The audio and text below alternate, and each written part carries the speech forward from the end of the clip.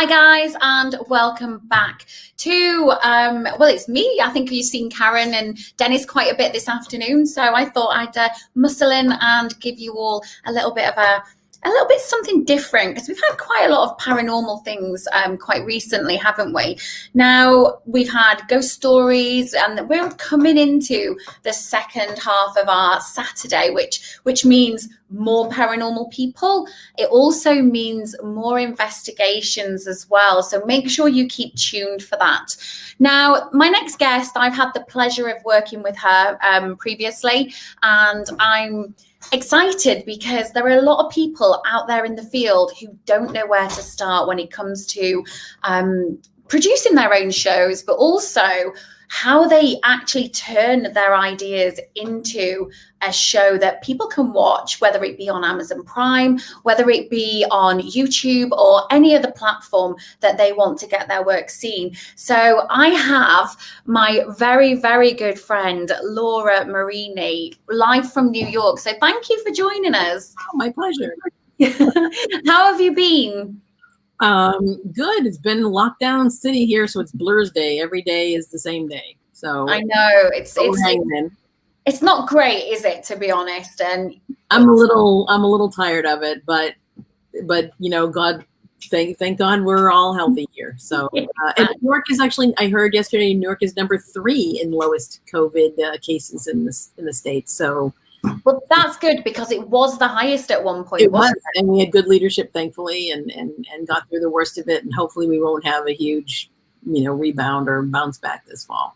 Yeah, and hopefully you might be able to get across the pond sometime soon as well. Wouldn't that be nice? It would be. I'm sure I've got some gin hidden away for you anyway. Okay, I'm on my way. No, but there's a lot more production happening, starting back up again. I'm getting walls all the time, so. Oh, well, that's good. But coming to the production side of things, so you are a producer, aren't you? Mm-hmm. And you worked on a show that I worked with you on called Most Terrifying Places. Now, that's just aired here on the, I think it was on Really or Pick. Yeah. So, us working together, it was a really great production. And we went to the Drakelow Tunnels, didn't we? A very scary place. Did you have any of your own experiences in the Drakelow Tunnels? Well, I think, did we send you the pictures? So you had told us your story. I mean, our purpose there was to capture the stories, the history of the place, and the stories of people who have experienced paranormal events there. But what happens oftentimes when you're going to shoot a paranormal story is you end up having a paranormal experience, although people don't usually hear about it. But we were doing the dramatic recreation of your story. And you remember young Fred, the production assistant. He was taking some, stills for, production stills or whatever on his own camera. And so there's a picture. We didn't even know that we captured this apparition, full apparition, until that evening. So it was during when I was directing your scene. And so the first picture is me and Dave, the director of photography, you remember? Yeah. And then you're there, and then the guy Gary, who was playing your friend, or the actor playing your friend. Yeah, the actor who was playing Gary, and then the other actor as well, the other actor playing the ghost, the guy. So in Drakelow Tunnels, if people don't know, it was a factory that was built in a mountain during World War II, so that the Nazis wouldn't see things overhead. And it was actually a center for the BBC and whatever. And it was like 7 miles of underground tunnel, big enough for lorries to drive through. So you had gone there and seen a man in coveralls. And it was really strange, because we kind of had that. I'd had that incident. Obviously, it was an incident of more trance-like mediumship, and it was really strange. And I said to you that I've never felt anything rush inside that quick. And it was almost instantaneous, but I could see everybody, but I couldn't hear anything. And then I remember just dropping onto the table, and I just remember thinking to myself, what's just happened? But then as we'd done that scene. Yeah, so look, so there's a picture that Fred took. So I'm there giving direction. Then there's Dave, and then there's you, and then the actor playing your friend, and the actor playing the ghost behind you. Because we shoot it twice with and without the person playing the ghost, so that we can superimpose it, and he becomes transparent. But anyway, so then there's a second picture that Freddie took right afterwards, and I've stepped out of the photo, so you still see Dave and you and the two actors. But against the back wall is another person that wasn't there. And he was in the coveralls, I guess, in World War II. You also have the flat hat. And a newsboy hat, which our actor didn't have. So not supposedly, but I guess when they were building the tunnels, too much dynamite was used in one of the tunnels, and a gentleman died.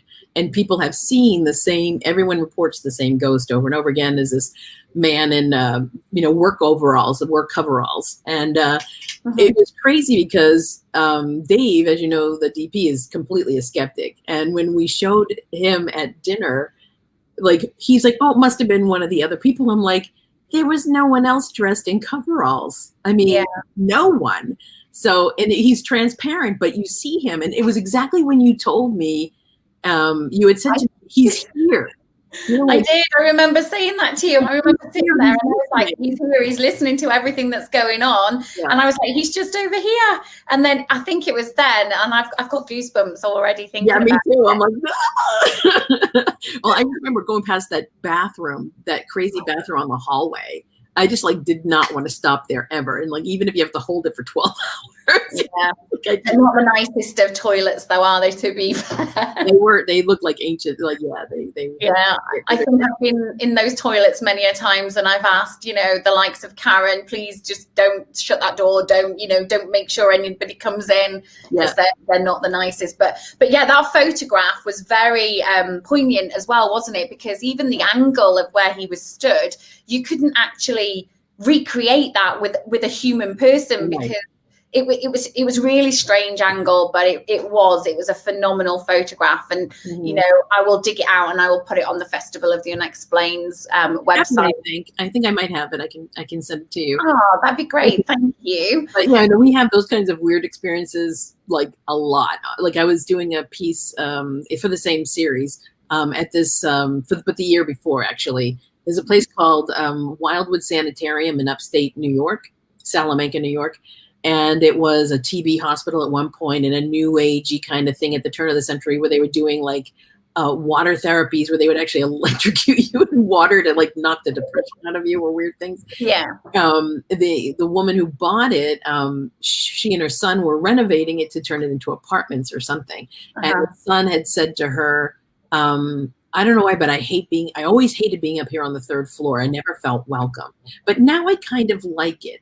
And all of a sudden, and supposedly the third floor is where the TB ward was, and a lot of people have paranormal experiences up there. All of a sudden, they heard a cracking sound, and they turned to look, and the bathroom window shattered in 100 pieces, but inside and out, not like someone threw a baseball through the window, or a bird hit the window, or the building was settling. So I said, oh my gosh, because we were supposed to do a different story for that. And I said, well, that's a fascinating story. She just kind of told it on the fly. And I said, let's recreate that one. Do you still have the glass that broke? And she says, yeah. And the bathroom was being renovated, so it didn't have the tub, and it didn't have, the window was boarded up. So we took the boards off the window, we took the glass out and put the glass on the floor, and we recreated this scene. And everyone had left the room, and I'm the only one standing there just looking at my clipboard, you saw me there with the clipboard looking at what's the next scene I'm going to do? How do I set the next thing up? And out of nowhere, not out of nowhere, out of the closet, a giant piece of a triangle piece of wood somersaulted out and missed me by that much. And there was a lip. It was like a lip, a closet full of building materials. But there was a lip that had been a wooden lip that had been nailed in to keep all the stuff in it. So it would have had to lift itself up and hurdle it. It wasn't just it went plat and fell out of the closet. It actually had some some lift. So I'm like, all right, I think someone doesn't want me in this bathroom. So I quickly left. It's madness though, because you do produce these TV shows and you have to go in these dark, abandoned places majority of the time. You must get scared sometimes. Oh, and my boyfriend laughs because I'm seriously afraid of ghosts. He's like, why do you do this? And I said, I don't know. I've loved, this has like been my favorite topic since I was a kid. I mean, I've got a master's degree in international relations. I've had several secret clearances, but I always go back to ghosts because it's always fascinated me. But I'm scared to death of actually seeing something. So yeah. Anyway. So tell us about some of the other shows that you've produced that people would recognize from TV from the past that you've done. I did The Haunting of, which is a spinoff of Celebrity Ghost Story, where the celebrity had some haunted experience and they were taken back to that place with this amazing psychic, Kim Russo. And, they walked through the whole home and kind of, figure out why that ghost had appeared to them and whatever. And that was cool. I had some crazy experiences on that show. There was a football player called Eric Dickerson. He was, I think, he's in the LA. I'm not a football person. So anyway, he was very nice. And he had this huge home, and it was like on a hillside. And he had a second family, and had a younger wife, whatever. And his second family, the kids were young, and they kept reporting a man with a hat that kept showing up in the house, right? And all sorts of other weird stuff. People kept seeing weird things in the guest bedroom and hearing footsteps and blah, blah, blah. Anyway, so the crew, which is 3 cameramen, the celebrity, the psychic, the sound people, there wasn't enough room for me in the room. So I had to direct by watching my monitor outside the door by myself in a dark hallway.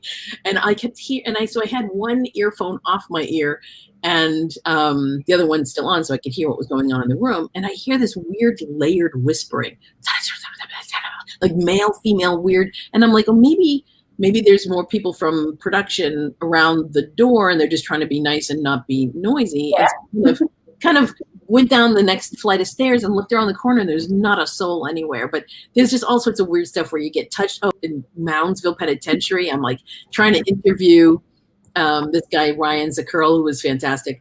But he had heard like he had seen and experienced some weird stuff. And I'm sitting, you know how weird it is when sometimes when you have to interview people, there's like they're taller than you, or you have. So I'm sitting on this box because they wanted the eye line to be kind of cockeyed or whatever. And I thought that Dave, the cameraman, I thought that his elbow kept like hitting my hair because he was like standing at my shoulder. It wasn't him at all. Something kept running its fingers through my hair. Like I've had weird experiences like that. People are like, you have the best job. I'm like, yeah, I know. Not the best job when you're scared though, is it? Yeah, well, you just keep pushing through. And thankfully people don't leave me alone. And people have just been so great. Like all these paranormal teams, really, like the first season we did it was pretty scrappy because the show was one that had been produced back in like 2010 and then took like a 7-8 year hiatus and brought it back. So the budget wasn't really big. So it was just me and Dave basically driving from peg to poke and picking up a local crew and shooting this. And it was very, like very few people. So thankfully, these paranormal teams that were telling their stories were so great. They would pick up our equipment, help us carry it. Because, these places are enormous and they weren't built with elevators or whatever. So Moundsville, we're talking like, these enormous stairs and corridors and everything. Yeah. And those places are, always something weird happens. You're like, wait a minute, was that door closed? You gotta remember. Get me out of here. I know. What's the scariest place that you've ever produced in? Oh my God. I don't know. I was going to say, but it wasn't for a paranormal show. There was a giant coal mine the silver mine 7 miles underground, but it wasn't because it was scary for that. You want it for. Yeah, it doesn't matter because obviously it's a personal experience to you, isn't it? So, if the fear factor is there for you, it doesn't matter whether it's for a paranormal show or not, because, we all have those, scary experiences. I walk some places and think, I don't really like it in here. But yeah. So there was a mine in Alaska on Admiral Island. So you have to take a safety course in advance, which is great that they are very, good about that. And you have to wear full on, coveralls, metal boots in case anything dropped on you, I guess a helmet, the whole 9 yards. And they give you a breath thingy in case there's a leak of gas or something. You only have so much time to get out of this place, and you're 7 miles underground.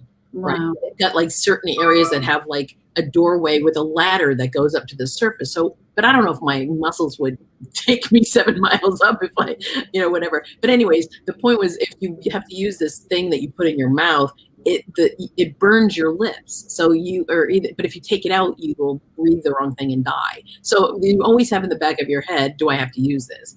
And they have these little people movers that take maybe 3 people in them. And so 3 or 4, I think 4. And so they were, it's like a big, like a motorcycle with a cage on the back. And so me and my crew are in the cage in the back, holding on to the bar, and you got the minimal equipment that you can have to do this. And the roadways that have been carved into the mine are only big enough for 1 vehicle, but there's traffic coming in both directions. So there's these little turnouts that have been carved into the sides, that in case something is coming, and the people are the lowest priority. So whatever's coming your way, they get priority, and they're enormous. So I remember one time, and you can't really hear because it's loud in there, but the drivers can obviously hear what's going on. Also, you pull into this really fast into this little hole in the thing, and this enormous land mover comes past us with wheels that took up the entire, like you couldn't see anything but wheel.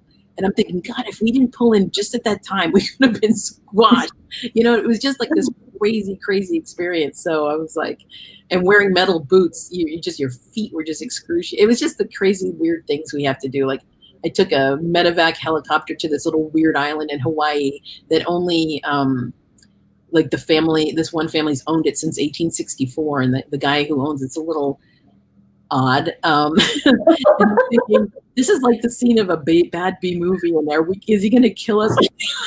Oh no. Will we live to see the next day? So anyway, but that's a strange life of a TV producer. But yeah. But you must have been all over the place. Obviously you've been to the UK quite a lot. You obviously must produce quite a lot, an array of shows over in the US. I know people are always wondering how on earth to get into the production side of things. So how did you find your entry point into production? Well, I did the kind of more the traditional way, where I went to college for it. And of course, as somebody who was always interested in this kind of thing, I was a DJ on the radio. I was a general manager of the radio station. I was like a director for like student plays, and I didn't do any student films. My university wasn't into that, but I did have a television major. And then when I got out of undergrad, started the run like everyone else as a production assistant, and you get paid $50 a day or whatever, and you work like a dog, and you run all your errands, but you just make yourself reliable, and people keep hiring you, and then you move up. And so after grad school, I came back to Boston, and there was Warner Brothers was doing a small market rollout for a talk show that they were doing. Ended up getting an associate producer job on that show. And then it moved to New York, and I went with the show. It was just kind of like, you just keep slogging away, and, keep working away and wanting to be a producer, and you just keep taking on different projects. And yeah, I mean, I think when people try to jump the queue so fast, they're like, I want to be a producer. It's like, well, good, but do your time, because it really does make people respect you more if you've put your time in. Plus, your craft better.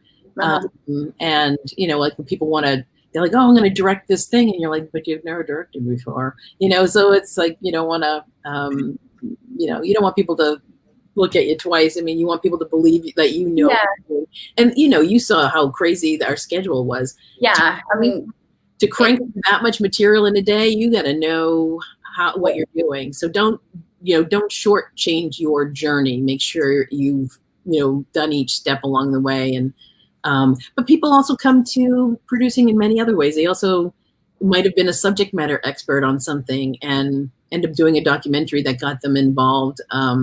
and had someone who worked with them that was a producer, and they can watch and see how it's done. Or they started producing their own little, their own show, and it was on YouTube, and they've got tons and tons of hits. So somebody, a lot of production companies and networks kind of comb YouTube and other social media to see what the next big thing is, and you could get plucked out of obscurity that way. Like the shows that I did this summer was another one of those paranormal clip shows. And, you put the word out. I know a lot of people in paranormal from having done this for a long time, and you just kind of put out the word, hey, we're looking for X, Y, and Z. And it's so funny because people were sending clips because I told them exactly what I was looking for. So if someone tells you, this is a good piece of advice. If someone tells you exactly what they're looking for, don't give them something they weren't looking for, or don't make them work really hard to find it.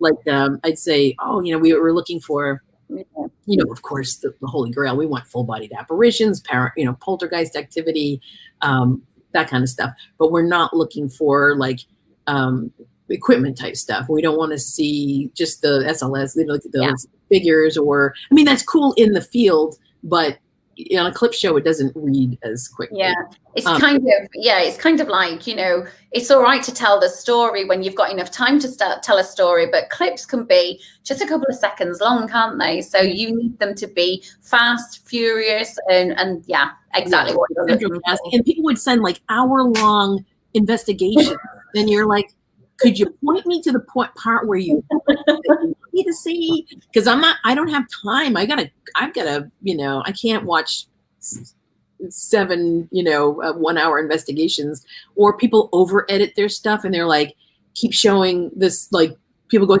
oh my God, did you see that? And you're like, I don't know what you're looking at. What are you looking at? What is it that you're seeing? Or if they send EVPs that sound like, oh my God, he said it, I'm going to kill you. And you're like, unless it's like so clear that it says, I will kill you. That's not what I'm looking for.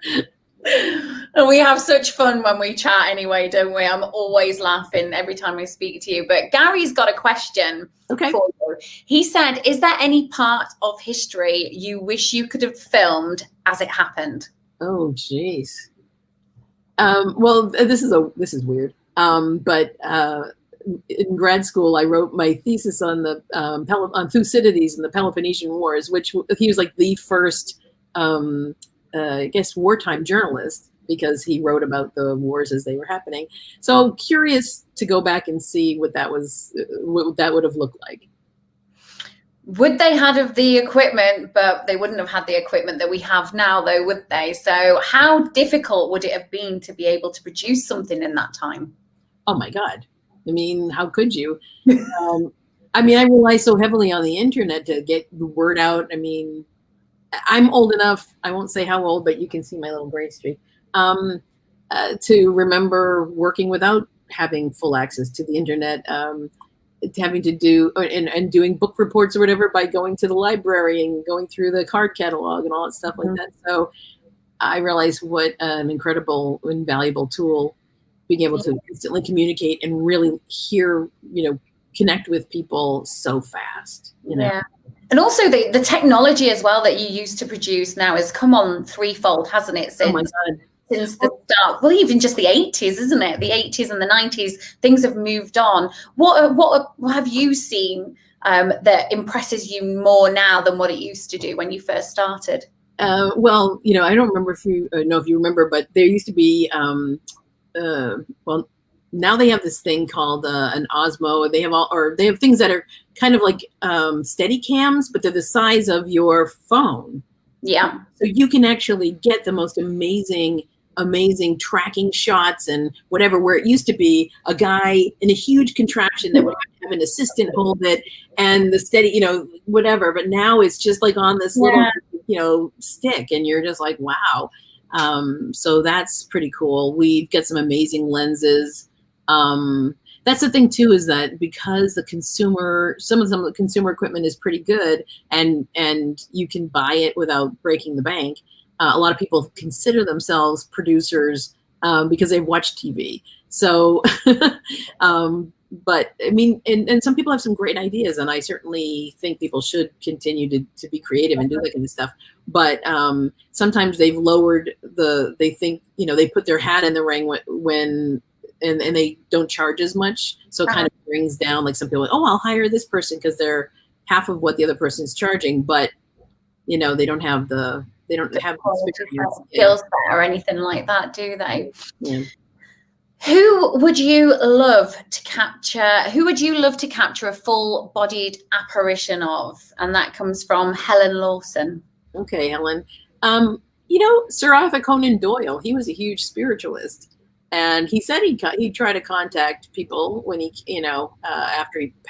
before he passed, he told people, I'm going to try to do that. So it'd be really cool to see him do that. It would be, because I think there'd be quite a lot of documentary evidence then if he did do that, and there would be quite a few shows, coming about with people stating that. But I know you've been here in the UK so many times, and I know we've touched upon some of the hospitals that you've worked in the US. What other venues have you worked in here in the UK? Well, the Haunted Museum. Is that not? Yeah, they're adorable. And that place is pretty haunted. Terrific. Yeah. They're great. They're a lot of fun. Steve and Marie. Let's see, where did we go? We went to, I'm trying to remember we went to the castle, Warwick Castle. Warwick Castle, yes. The castle's pretty haunty. I'm just trying to think of what we did that week. So the week we were there with you. You went to Bodmin Jail as well, didn't you? Bodmin Jail, yeah. And then there was one more place. We went to 5 places while we were there. Oh my God, I'm losing my marbles. I think it's just been cooped up from COVID. I think that's what it is. And actually, they re-aired Most Terrifying Places this morning. The 5 episodes back to back. Fantastic. Yeah, and tonight is Destination Fear. So tune into that. Well, if you're in the US and watching, tune in tonight to a brand new Destination Fear at a place that's never been on television before, the Saratoga Homestead. It was an old like asylum, poor farm type place. And here it was a real scary. And that's what you've been working on previously, isn't it? Yeah, I've been doing I did both seasons of Destination Fear, and they're great kids, and we've been to some pretty cool places. I just happened to go to the Eloise Asylum. Oh yeah, we were actually the first show to go to Eloise. And that place and Todd's great, and there's super haunty there, and some really good stories out of there. It's amazing. I went. I met up with Todd last Christmas. I came over and I just had the weirdest experiences before then. But Todd's coming on at 8 o'clock this evening anyway. So we're going to be chatting about the Eloise and about things that had happened. So I don't really want to spoil it for people, but yeah, that place is super creepy. And let's just say I probably had one of the best experiences I've ever had there, and probably the most terrifying as well. I thought Drakelow. I was going to say more than Drakelow. That's kind of hard to say. I thought Drakelow was bad, but this was off the scale. So tune in at 8 o'clock for my chat with Todd. Cool. But yeah, there is some very strange places off the beaten track, though, isn't there? I mean, in the US, and you working on Destination Fear and things with the kids, it's great that they're getting out there and they're investigating all of these places that, you know, the generation of you and I have experienced previously, but the technology's moved on in such a way that they're capturing more and more evidence, aren't they? But I think still the old school stuff is, to me, the most, things that you can experience with your own eyes and ears and whatever. I mean, it's great. I just bought a spirit box from Jeff Fent over at Madison Seminary, and it's amazing. So it's cool to have those kind of things, too. And I mean, there's just so many things you can get now. But are we slowly turning you into a paranormal investigator? I won't say I'm an investigator, but I'm certainly a very intrigued. I'm not even a skeptic, because I want to believe. I mean, I'm more the Duchovny character than the Scully character, I guess you could say. But I'm not easily I'm not easily convinced or fooled. So but I can tell there's certainly lots of people who've told me stories that I believe. Yeah. Into them. But I think that though as well. And I think if you're sat on the fence and you have, that skepticism about, and about evidence, and you debunking things like we had in Drakelow, there is no way that we could have, there was no man there. There was a full-bodied apparition. There was no man there. Yeah. We didn't capture him on the TV camera. No. We caught him still. Yeah. Well, but Dave was facing this way towards you. And Freddie was shooting the scene from the side, and that apparition was leaning against the wall. So that's why, he captured it. But we didn't even know about it until dinner that night. So, and it's strange though, and that's validation for me though, because I remember when I remember just talking to everybody, and I was like, I felt so cold, and the place is cold anyway. Yeah. But I remember saying, "Oh, he's here. He's listening to us. He's wondering what you're talking about and why we're here and what you're doing." And things like that wouldn't have happened back then because they wouldn't have allowed any sort of cameras in there. But Drakelow Tunnels is just one of those places again that is super scary, but terrifying for its own reasons. Right. Yeah. And cold, even though it was July 31st or something that we were shooting there. We were frozen. I think it's always -5 or something like that in that place. It is, it doesn't matter how much you get wrapped up, you always come out of there absolutely freezing. Mm-hmm. So somebody called The Haunted Scouse says, do you think YouTube should have events where they promote lower sub channels for a whole weekend in order for people to grow their own channels and reward their efforts? Actually, that's a really good idea to have like a highlight. Well, maybe they do that, and I just don't know. But that sounds like a great idea. Yeah.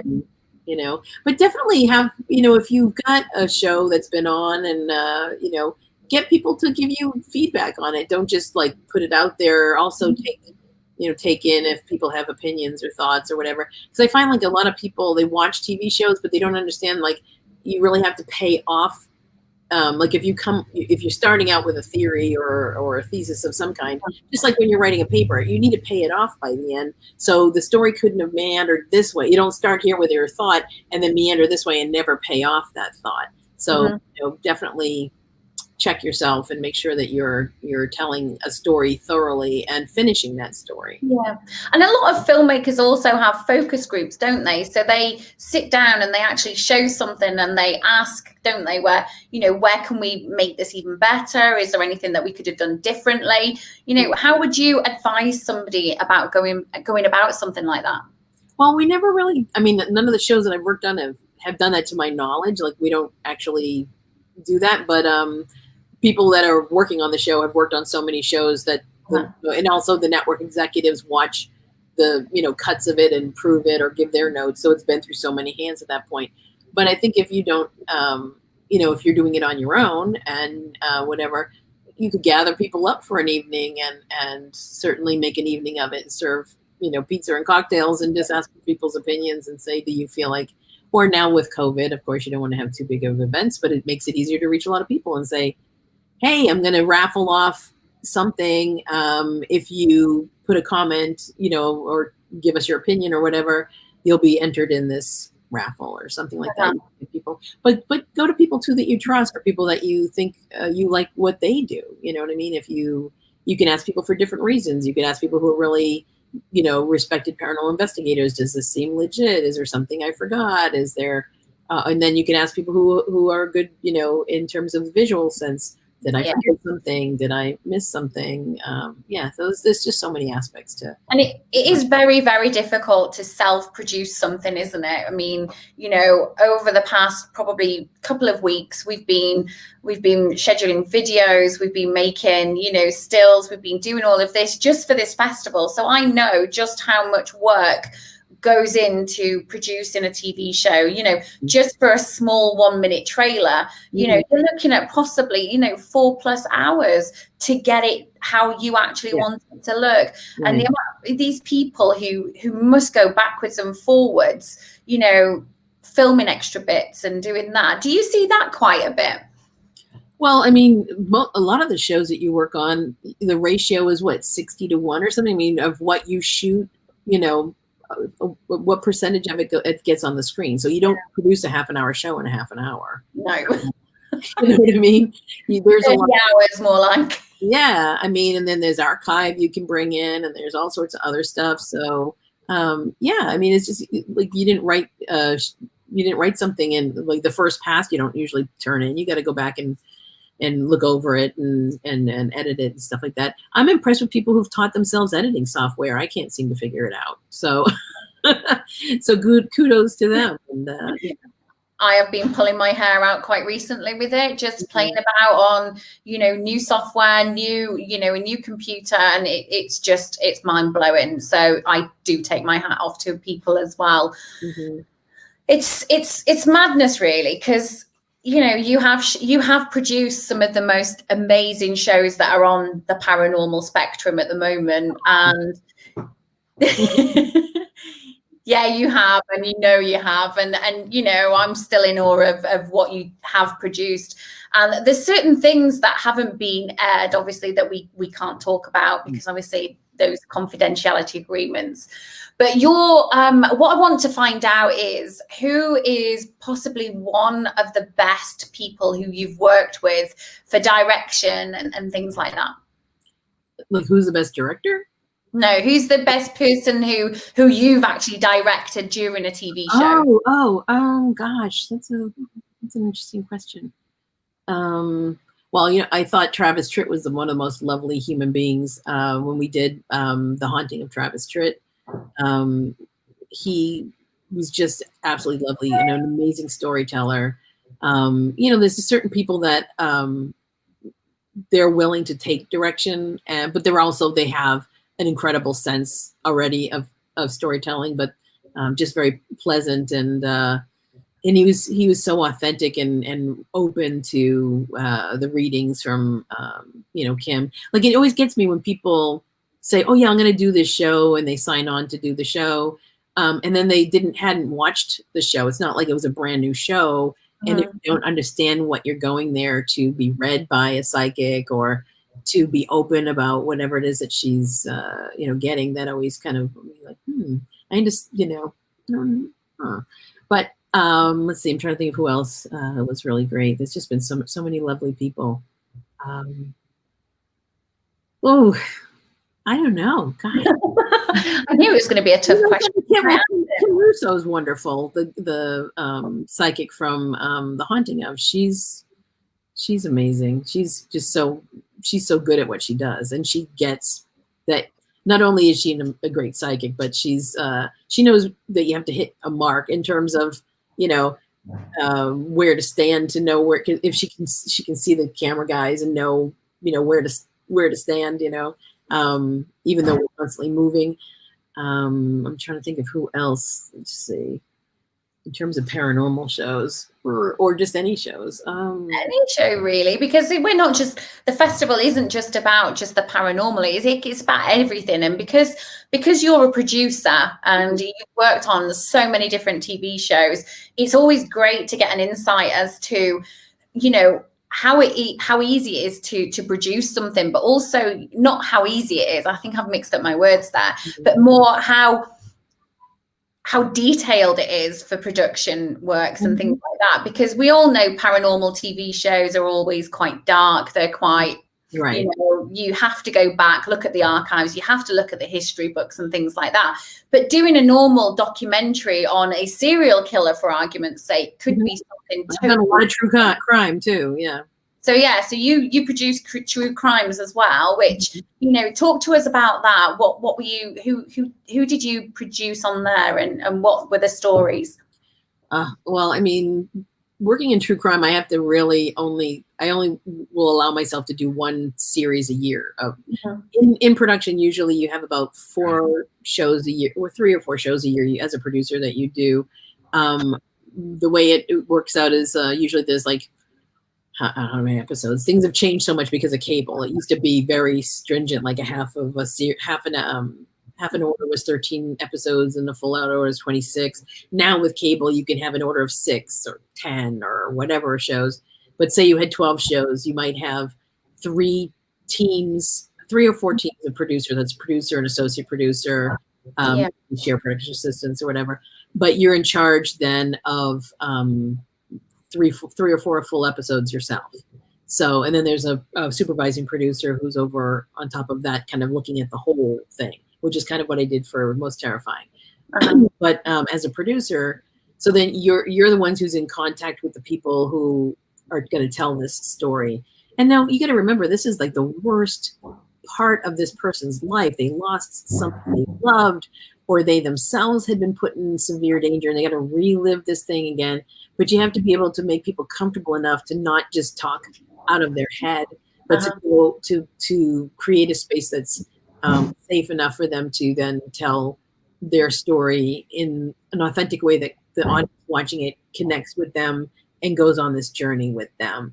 So trying to get people to go to that place is a skill in itself. You know, you have to listen to hear that, oh, okay, that bite can stand on its own without having a narrator, because a lot of shows don't have narrators. So the person can't just, if I said, so what's your favorite color, Jolene? You would just blurt out blue. You'd have to say, my favorite color is blue, or my mother thinks my eyes look really nice when I wear blue. Something where, since I'm not Barbara Walters, there's no camera on me, have to stand on their own. So you need to be able to give people that direction, but not so like often and on them if they screw up. You know what I mean? Like, 'cause it's not normal to talk that way. But if you've done this enough, you can hear, okay, so I take off the first part of that sentence, and these 2 sentences are gold. And you can, you hear when you have what you need. Or you can redirect and say, I'm going to ask, excuse me, a similar question, but I'm just trying to give the editor options. Or if they kind of flub it a little bit, maybe you take the hit on you. Like, I don't think I gave you good direction on that. Let me explain what I'm, looking for or whatever. There's just so many ways to try to make it a safe place. But you have to be okay with people crying. I mean, this is some pretty tough stuff that people are being lovely with their time and telling the story, and maybe wanting to memorialize their loved one or whatever. Like, there was one show I did, really, the family was great. It was a sad story about this single mom. She was a really smart, person, kind of got in with the wrong crowd, and then cleaned up her life, found out she was pregnant, cleaned up her life, and had the kid, and was so excited. And then after being sober for about a year, it was that one time when you say, I'm so bored of being good. Can I just have that one night where I just, back to my old ways for just one night? And then, of course, that's the night where they get killed.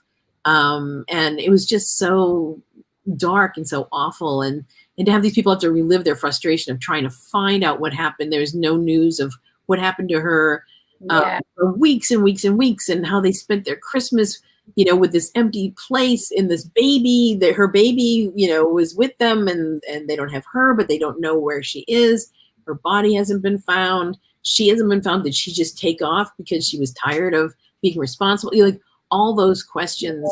And you just have to be so thorough, and make it a good experience for them to be able to tell this story, and, talk about the loved one that they no longer have with them. Yeah, it's the research as well that goes into the shows like that, isn't it? It's people don't actually see how much time and effort you spend researching, do they? Yeah. And a lot of the stuff doesn't count, I mean, yes, you should read all the news of that time and whatever, but it's what happened that the newspapers didn't capture in so many ways, like what it was like for the family to wait, to hear, to find out, or if they were suspect, like the police. Of course, the police have to look at the husband or the wife or the family or whatever, and how their lives are turned upside down, and and also to hear what happened to your loved one if it was horrible, like to know that their last minutes were so dark and they were alone, and it's just, that's why I can It's only. grisly, isn't it? Some of the things, and I've just watched the American Murder. You know, with the gentleman, I can't remember his name for the life in me, but he murdered his wife and his two daughters. Mhm. And you know, watching that, and they've uncovered the most amazing camera stills from mobile phones, from people actually going into the home. So bringing all of that together is very harrowing in itself, isn't it? Not only for the family to look at, but also That's why I limit myself. One of my first forays into true crime was many years ago, maybe 20 years ago. It was a show called The Real Story with Bill Curtis. He's lovely. He's this very famous veteran news journalist from Chicago. But it was a lot of crime scene photos and video. And I remember thinking that, oh my God, I had to get off of caffeine. I thought the caffeine was giving me an ulcer or something. And I just realized it was the crime scene photos, because even though we don't show the viewers at home the crime scene photo because they're too gory, we get access to some of that stuff, and to pour through the transcripts and just to hear about the darkest part of some human psyches. I don't know. My brother-in-law is a detective. I don't know how he does it. I don't know how. Kudos off to folks who do this every day. I don't think I could do it every day. It is harrowing, and I know a couple of friends of mine who are also producers here in the UK, and they've produced the most evil, Britain's most evil killers and things like that. And whilst I was filming another TV show, I was actually talking to her, and I was telling her gruesome details, and she was like, I didn't even know about this. So how much do you rely on information from other people? Well, I mean, without the experts and without the people being willing to give of their time, I don't know how we could actually meet the deadlines that we have. So, you actually, like I did a series called Homicide City. It was about the Philadelphia police. And you start to get a rapport with certain detectives. You appreciate the breadth of their experience. And so you can shorthand it with them. Like, tell me, like, when you're asking questions of a suspect, what are you looking for? How do you know when someone's lying to you? Like, those are the kind of great questions that are the same over and over again that you start to learn. My boyfriend always says, you make a really good detective, like, because you start to learn all the things, the language of their work, and how you can discern if someone's lying to you, or all that kind of stuff. It's just being a producer is kind of a really cool thing, because you get to take a stab at so many things. I've done lots of history. I've done adventure. I mean, fashion.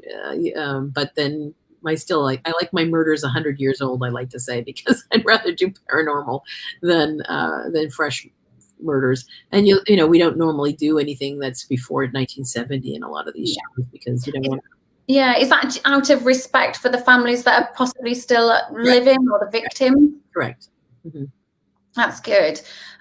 Basically, a gentleman called Haunted Scouse was actually on here not long ago, and he said this interview is amazing because you've kind of highlighted to him that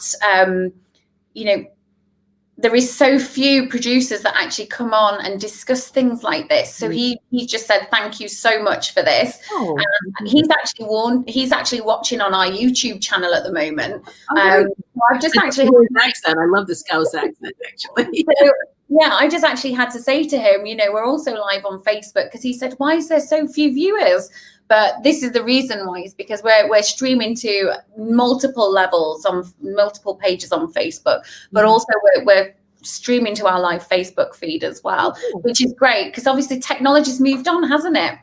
Oh my God. I mean, it used to be where there was so few gateways to get your story out, but now you can really cause a buzz with your ideas. If you have a great idea and you figure out how to tell it, you can get it out there. And if people like it, they're gonna tell somebody, and they're gonna tell somebody. And you can get it. I mean, you can even get it on Amazon Prime, and then start getting a paycheck for it. I mean, that's the That's the cool thing. I mean, it's so different than when I started out in television. You know, it used to be the three main channels, and then it was, and then it was a fourth one when we had Fox. So it was ABC, CBS, and NBC basically when I went to undergrad, and then Fox came on. I can't remember when. And I remember in grad school, CNN during the first Gulf War was the big thing. And that was like, 24/7 Feed the Beast news cycle. I can't remember when cable really started to make a big dent, but it certainly has changed, a lot in my career. And I think it's around about the probably 1990s. Mid 1990s, wasn't it, when cable started to come on board? But it's great that these channels now have homed in and focused on the paranormal shows that you're producing, because we never had an avenue like that. And in America, you are so spoiled because you have the Channel that just dedicates everything to, the paranormal all day, every day. And I wish that we had that here in the UK. However, Nick Roth has produced VidiSpace, and he loads everything to there as well. So there are thousands of, there's always little nooks and crannies where you can go and find these paranormal shows, isn't there? Yeah. Oh my God. And certainly, you get streaming services like Netflix. Like I just binge watched the entire first season of Stranger Things yesterday. I'd heard so much about it, and you only have so much time in a day, and so it's like I really should watch that show.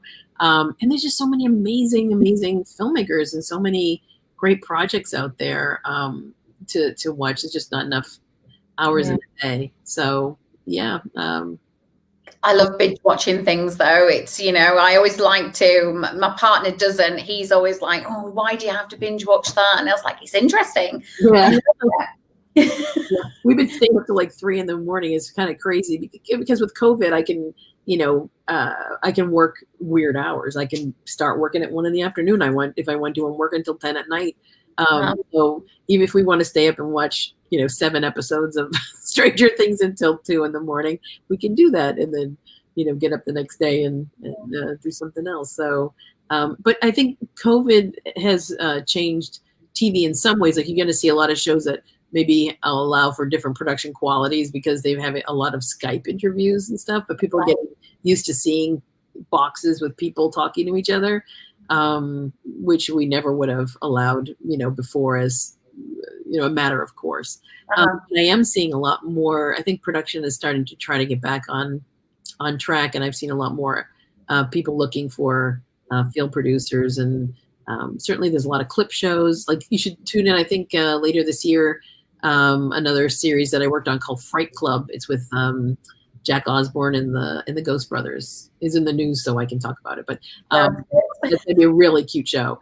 So that's an exclusive for us in the UK right now. So keep an eye out for that, the Fright Club. Yeah. So, anyways, but it's been kind of it's been a strangely busy year for me, even though we've been kind of locked down tight here. It is really, and it's kind of, I think with COVID, and obviously you doing your job, it is difficult, isn't it? And like you've just mentioned that, you're going to see these little boxes keep cropping up on, Skype and things like that. But I am hoping that you guys get out as soon as possible, because you've produced some amazing shows, and I'm very proud to be a part of one of those as well. And, I do hope that when you come back across, then, I might be able to take you out for a gin or two. Well, that is one reason to. Well, thank you for the gin from the last time. You're very welcome. And you know what? They don't have many, do they, over there at the minute? So I think we probably have a few, but I haven't sampled them all. But happy to. That's another reason why we need to get out after COVID, isn't it? Oh my God, I'm so ready. Well, we drove to Ohio the other week to pick up that spirit box from Madison, so that was kind of strange to stay at a hotel in this climate. They were so COVID conscious. They had, Jerome was laughing at me. They had a box that were sanitized, where you can sign the thing, and a box, and then you're supposed to throw it in a different box. But I had just driven 7 hours, and I just grabbed one out of the box and then threw it back in. And Jerome's like, "You are such a mess," because I didn't see that it said sanitized and unsanitized pens or whatever. But it's just. Yeah. how different life is right now for everybody. It is so different, isn't it? But, you know, hopefully we're all seeing the light at the end of the tunnel, and, you know, hopefully next year we get more shows, we get more, you know, you get more time here in the UK, because it would be lovely to see you. But I just want to say thank you for taking this time to chat with me. My pleasure. I can't believe we've come to the end of an hour already. And, you know, it's just, it's great. So thank you for being part of the festival. And also, you know, a lot of people have said, you know, Catherine Cookson has just said, I don't have a question, but this is a really fantastic insight. Really enjoying it. Well done, guys. So, you know, I'm so glad. It is good. And it's great just to bring everything under one umbrella as well, and have everybody here to discuss things like this, because otherwise nobody would really know, would they? Yeah, no, it's great to have the time, like that you guys are, you know, dedicating time to actually really explore the unexplained, because, I mean, those are the big questions in life, right? Those are the things that have never been answered, but are eternally something that people think about, like, why? Why are we here? What happens afterwards? You know, all that stuff. Yeah, I've got something interesting for you to have a look at. So I will send you a message with regards to that, so you can have a look at it. But I just want to thank you, Laura, for joining me.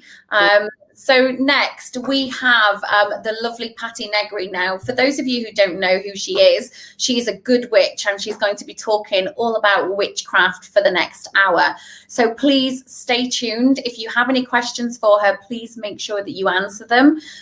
Karen will be here with Dennis as well, talking to Patti. But it's good for me. And very, very much from I've just mixed up my words then. A thank you very much from Laura Marini, and it's brilliant to have her on the show. So thank you.